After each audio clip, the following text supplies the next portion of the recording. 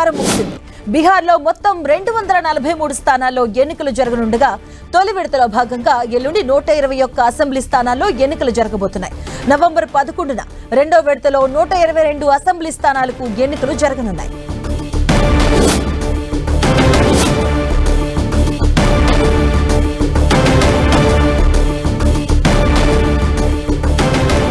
ఈ నెల 14న బీహార్ అసెంబ్లీ ఎన్నికల ఫలితాలు ఉండబోతున్నాయి. ఈ రోజు ఎన్నికల ప్రక్రియ ముగిసింది. బీహార్లో మొదటి విడత ఎన్నికల ప్రచారం ముగిసింది.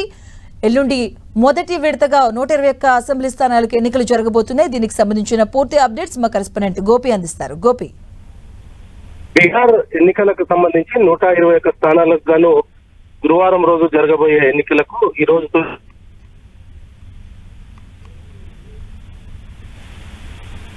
ఎన్డీఏ, ఇండియా కూటమి, అదేవిధంగా ప్రశాంత్ కిషోర్ పట్ 3 పార్టీలు కూడా హోరాహోరీగా ప్రచారాలు తీసినప్పటికీ ఎన్డీఏ, ఇండియా కూటమి మధ్యలో ప్రధానంగా పోటీ నెలకొందని చెప్పుకోవచ్చు. ఇటు ఎన్డీఏ సంబంధించి ఇప్పటికే ఇటు బీజేపీ అగ్రనేతలంతా కూడా ఈ రోజు బీహార్ లో భారీ రోడ్ షోస్, అదేవిధంగా భారీ బహిరంగ సభలు నిర్వహించడం జరిగింది. ఎన్డీఏ కూటమికి తమ మద్దతును తెలుపుతూ ఢిల్లీ నుంచి ఇటు కేంద్ర మంత్రులు ఏదైతే రక్షణ శాఖ మంత్రి రాజ్నాథ్ సింగ్, అదేవిధంగా కేంద్ర హోంశాఖ మంత్రి అమిత్ షా, జేపీ నడ్డా ముగ్గురు కూడా ఈరోజు బీహార్ లో తమ ప్రచారాన్ని కొనసాగించారు. అదేవిధంగా ఏదైతే 11వ తారీఖు రెండవ విడత, 14వ తారీఖు బీహార్ కు సంబంధించిన ఫలితాలు తేలనున్నాయి. మొదటి విడతలో నవంబర్ 6న జరిగే ఎన్నికలకు 121 స్థానాలకు గాను అధికారులు ఈ యొక్క ఎన్నికల ఏర్పాట్లను ఇప్పటికే పూర్తి చేయడం జరిగింది. ఎల్లుండి ఏదైతే ఓటింగ్ ప్రశాంతంగా కొనసాగే విధంగా